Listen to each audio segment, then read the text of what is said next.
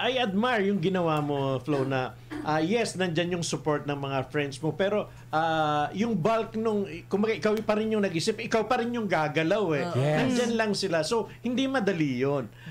Kung ikaw ay siguro madaling panghinaan ng loob, di lalo na ngayon, 'di ba? Hindi mo alam paano ko ba sisimulan, paano ba? Parang ang daming question.